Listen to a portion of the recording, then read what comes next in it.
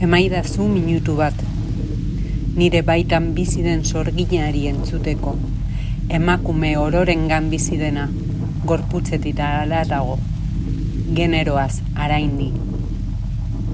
Emaidazu minutu bat eta eskubidez egingo genuen magia.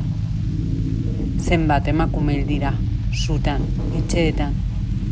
Nire odolak memoria gordetzen du, nire zauria unibertsala da. Eta realitatea hau da, ez dago eskubiderik. Ez eman minutu bat, emaizkidazu nire eskubideak. Ez dira magia, justizia dira. Ez gaitzatela kendu, ez da minutu bat gehiago ere.